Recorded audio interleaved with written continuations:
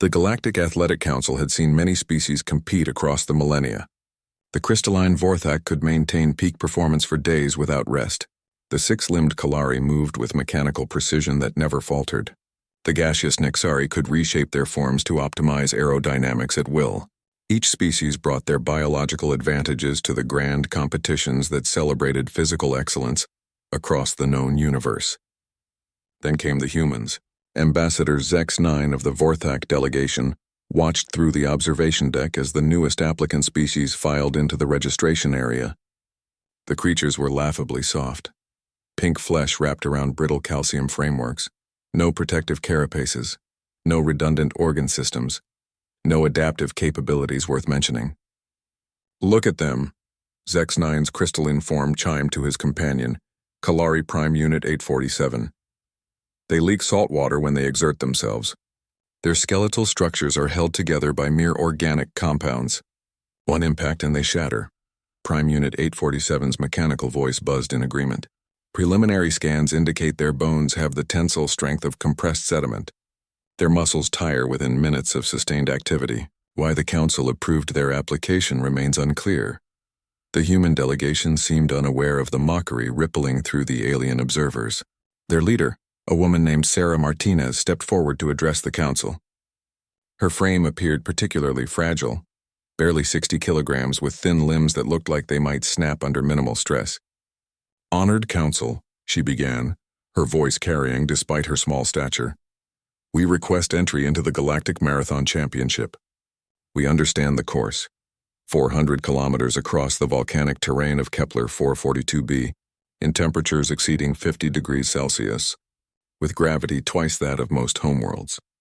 The Nexari representative, a shifting cloud of sentient gas, pulsed with what might have been amusement. "Honored human, our medical scanners indicate your species cannot survive even a fraction of these conditions. Perhaps you would prefer the amateur recreational events." Martinez smiled, a curious expression that caused her to bare her teeth, which the aliens interpreted as either a threat display or nervous response.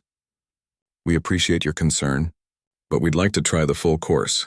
The race began at dawn on Kepler 442b. The assembled athletes, over 300 beings from 47 species, stretched across the starting line like a bizarre collection of evolutionary experiments. The humans looked absurdly out of place among the towering armored and bio-enhanced competitors. At the starting signal, the pack surged forward.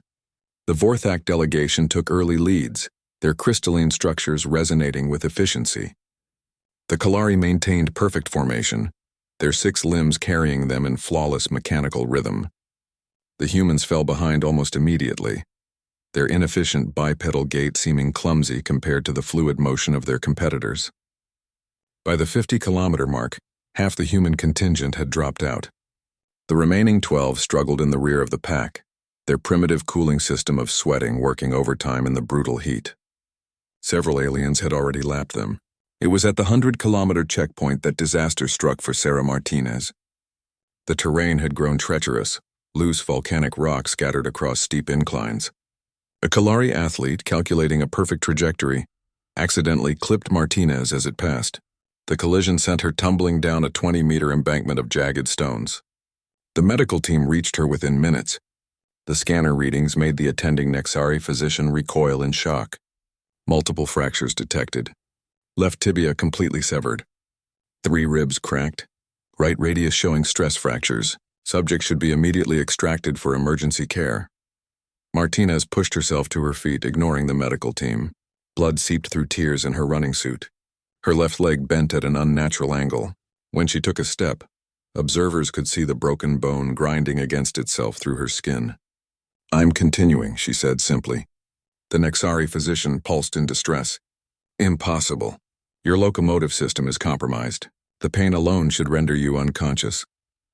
"Pain is temporary," Martinez replied, taking another step, then another. "The race isn't finished." What followed entered galactic legend. For the next 300 kilometers, Sarah Martinez ran on bones that had snapped like dried wood. Every step sent fragments grinding against muscle and sinew. Her primitive human body leaked blood and salt water in quantities that should have triggered system shutdown in any rational organism. She passed the first collapsed Vorthak at kilometer 180, the crystalline being's perfect efficiency, having finally succumbed to accumulated microfractures. She overtook a formation of Kalari at kilometer 250, their mechanical precision faltering as their systems overheated. The Nexari who had lapped her early in the race found themselves falling behind as their energy-efficient gas forms struggled with the planet's dense atmosphere. Martinez kept running. Her human teammates had long since dropped out, watching in stunned silence from the medical stations as their representative transformed into something beyond their understanding. This wasn't their mild-mannered biochemist anymore. This was something primal, something that evolution had forged in Earth's unforgiving crucible over millions of years. The crowds at each checkpoint fell silent as she passed. Aliens who had mocked human frailty found themselves witnessing something they couldn't comprehend. A being that had transcended its physical limitations through sheer, bloody-minded refusal to quit. At kilometer 350, only 12 competitors remained. Martinez was in fourth place. Her left leg had ceased functioning in any recognizable way. She was essentially hopping on one leg while dragging the other behind her. Her breathing came in ragged gasps that sprayed blood with each exhale. Medical telemetry indicated she should have died hours ago. She passed the bronze medalist at kilometer 380. She passed the silver medalist at kilometer 390. The crowd watched in absolute silence as this broken, bleeding human creature steadily gained on the race leader, a Vorthak champion who had held galactic records for 3 centuries. At kilometer 399, with 1 kilometer remaining, Sarah Martinez drew even with the crystalline champion. The Vorthak's perfect structure had developed hairline cracks from the sustained exertion. Its rhythm, flawless for nearly 20 hours, began to stutter. Martinez's rhythm never changed. Step after agonizing step, she maintained the same pace she'd held since kilometer 100. Not fast, not efficient, but absolutely relentless. She crossed the finish line 17 seconds ahead of the former champion. The medical team reached her as she collapsed beyond the finish marker. The scanner readings were impossible. Catastrophic system failure across multiple biological networks, yet somehow she remained conscious, remained functional. "How?" whispered the Nexari physician as emergency surgery began. "How did your species develop this capability?" Martinez managed a weak smile before the anesthetics took hold. "We're persistence hunters," she whispered. "We don't have to be faster than our prey. We just have to refuse to stop." The Galactic Athletic Council's subsequent report changed everything. The word fragile was removed from all human classifications. In its place appeared a new designation, one that sent ripples of respect and wariness throughout the galaxy. Persistence predator, extreme caution advised. The humans had earned their place among the stars not through superior technology or enhanced biology, but through something far more dangerous, the absolute refusal to know when they were beaten. And in the medical bay of Kepler 442b, as xenobiologists from across the galaxy studied the impossible human who had run a marathon on broken bones, a new understanding dawned. Humanity's greatest strength had never been their bodies. It was their complete inability to accept that anything was impossible.